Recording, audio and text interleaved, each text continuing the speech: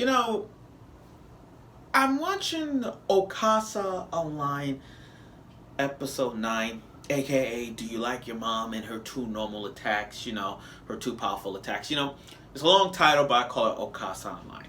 But when you guys watch this, don't you, after watching episode 9, it came to me that this is one of those moments where it's just Konosuba in a nutshell. Like, I get it. They're trying to make fun of Konosuba, and I get it.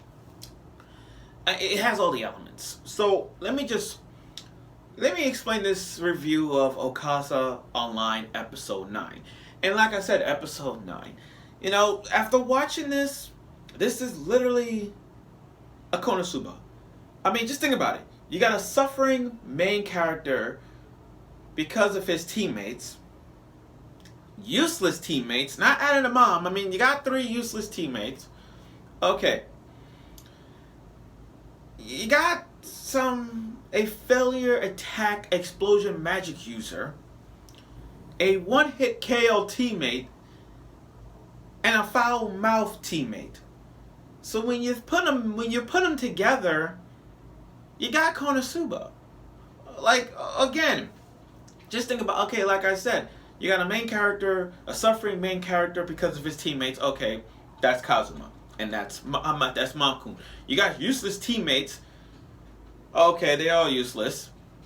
They got failure. They got an explosion magic user. A failure attack explosion magic user. They suck at it. You got a one-hit KO teammate. That's Mamako. And I've got one of them in the team. I forgot one of them. And you got a foul-mouthed teammate, and that's in Konosuba as well. So when you put them all the elements together between Okasa Online and Konosuba, it fits the bill. It has those elements. It does. It does have some. They trying to expand it, but that's how it is. So episode 9 of Okasa Online demonstrates it, how humorous this show really is. With Makun being as she is, brolic and all, taking down those horde of monsters in one fell swoop. And I like Medi's personality, her dark side. When she gets mad, she just put all her frustration out on the other side. And I understand where she's coming from. She's like one of those girls in this show that wants to prove that, okay, I just got in this party. Now I gotta prove it to everybody that I'm not as useless as Wise. But May does pull out the sickest burns in this. I like how May is putting sickest burns, roasting on everybody. I love how she just roasting on Wise. And there's some rivalry that Wise and Maddie's going on. I mean, especially with the healing factor part. She's like, healing is my department, not yours. So it's showing all the burn marks on this whole disaster thing that's going on. Now, aside from that, they decided to level up. Like, to prove they get one wish. So they go in this dungeon. This tall ass dungeon.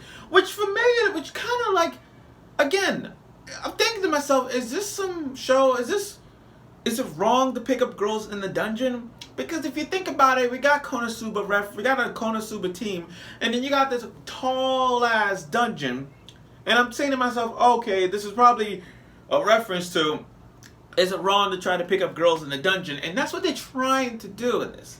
That's what they're doing. And then you got these other moms coming to pray, because they miss their kids, and their kids they rebels against their moms. And I don't blame the kids in their other dungeon, because they want to get away from their moms, because they want to. This is a sign of, like, this, what they're showing is like, this is a sign of development. I want this development. It's like, okay, we all know the mom's OP. All the moms in this MILF Online are already OP. But what about the children? Can we prove the children are OP?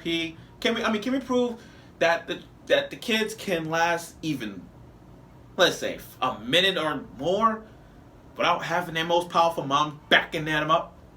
That's why the kids are leaving the moms. That's why. Okay, now I want to get to the dungeon part, because it was funny how we got. This proves that pantyhose are a thing. So again, the reference to that one is, you know that anime with the leg fetish? You know that bit all about the legs and the pantyhose? You know, that kind of show, the show about legs, the thigh pantyhose. I forgot the name of the show, but Mirrored Thighs, I think. I forgot the name. But still, that was kind of a thing because as they're stepping on these panels, they jumped on the Mamako jumped on a panel and let her, not only her dress, her outfit lift up, we get to see pantyhose, and they got a white shot blocking it. But how lucky was that for her to not only we see panties are a glorious thing, but the fact that they just take it to a next level. Also, with spiders. Like, okay, the first level is just spiders. And then Mamako, you know, her personality fits the bill. I mean, I literally just made friends with the spiders. She's one of those girls that if you take her to a dungeon, if you take her to the world, in the world of, is it wrong to pick up girls in the dungeon? Rest assure you, they're gonna be friends. She could be friends with those monsters in no time flat, or probably take them down. I mean, I can't take her. I mean, I wouldn't take her to Goblin Slayer world. That is one world I do not want to take her in, unless she be friends with the goblins. I mean, her magic. I mean, she is OP. She is OP. So I guess what I'm trying to say is, if you take her to any isekai world as of right now, from watching this, if you take her to like Goblin Slayer, Sword Art Online, it's Wrong to Pick Up Girls in a Dungeon, or any isekai world, I guarantee you she's gonna be friends with the people in the dungeon, or probably just take them out with one hit. I'm just saying, just by watching these episodes so far. The humorous of her just being an OP just demonstrated that it doesn't matter what isekai world she'll be in, she'll beat anybody in just one hit. Okay, and I love how Y step on one of these panels and just her magic dispel him away, and Maddie just like making fun of that. But and Porter got the key that just takes him back outside. So now, oh, and aside from that, they meet this girl that we see a lot of butt shots. I mean, she just fell down the stairs and her ass is red and all that. Yo, are you gonna show money asses for her? Now, the guild. They formed this guild in a beat up house. And I'm saying to myself, that's your guild? That's your house? It's just a build, that's your guild. It's a beat up place with broken windows, broken doors, broken floors. I mean like, how did they live? Like, how did they sleep through that? Like, where did they sleep? Where did they like to a point where it's like, okay, this is the bed, he's gonna sleep on it, and imagine it's gonna fall down to the next level. And I'm like, that it's so sturdy that it's still living. I'm surprised. But the only good thing about that was when Mamako kissed Makun. It was really good. Get to see a close shot of her lips kissing her. Like, that is the lip of everybody wants to kiss, and I applaud for that. And then the good thing about this was that the girls are in maid outfits, and I like how Makun appreciated those two girls, Medi and Wise, in maid outfits, and Porter in the white, but not Porter. Because I'll be honest, I could understand Medi and Wise in the maid outfit. It's makes sense, but really Porter in a freaking maid outfit, I'm not down with that. Like, okay, what I mean is, like, we all have taste in anime girls. Okay, we get that. We all have taste in anime girls, but with Porter, it's not right. Because I see Porter as not a waifu material. Just like Rising of Shield Hero. I don't see Philo.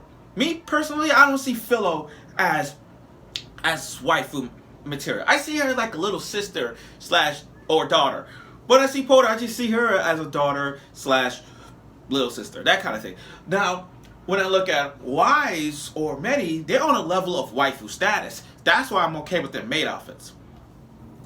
But it's a shame. It's a shame we didn't see Mamako in the maid outfit. Truth be told, honestly, I would have seen her in the maid outfit. We all want to see Mamako in the maid outfit. I mean, she already wore so many outfits.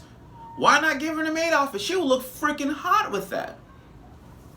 And then I like how, and then you got Makun, Porter, and Medi going to this Home Depot place department, this Home Depot store, Isekai, the Home Depot of Isekai, and just buying every material to build a house. And then you got this cliffhanger, and then all of a sudden when you get to the end part, they got them in the cliffhanger part when it's like, oh, Mamako's in trouble. Really? Really, guys? You guys really think Mamako is in trouble? Come on, guys. That is the worst cliffhanger to have in this episode. Like, why would you have Mamako in danger? That's one. And two, we know for a fact Mamako is not in danger. I mean, have you seen the preview? It looked like she's fine. So basically, in this next week's episode, you kind of gave it away. You're spoiling it. That's what I'm trying to say. You're spoiling it with the next week's episode. Besides, we know for a fact that Mamako's alive. She's not in danger. What else to be solved? That's all I'm trying to say. We all know she's not in danger because remember, she's OP. So she can't possibly be in danger. She can't possibly be in sort of trouble because she can handle herself. I mean, this is a strong-ass mom. One of the top 5 greatest badass moms of all time. And she can handle herself. That's what I'm trying to say. I mean, her one hit could just decimate everybody. That's all. So, basically what we got from episode 9 is we get the whole like Konosuba reference and is it wrong to pick up girls in a dungeon reference. Not only that, we get to see all of our favorite girls in maid outfits. Okay, we get that. And oh yeah, the fact that they got a guild, trying to build a guild, and the fact that we got a cliffhanger, which was stating the obvious that she's gonna be alive, but she's OP, but we get it. So like I said, episode 9 was kind of a straightforward leading towards next week's episode. But I got this gut feeling that somewhere down the line between episode 10 to 12, we're probably gonna see Mamako, we're probably gonna see Makun being mean to her mom, and then the mom just gonna go like dark mom, badass, evil mom at some point, or make her upset. Truth be told, I'm just saying, truth be told, that could happen. So I look forward for next week's episode, and I hope you will.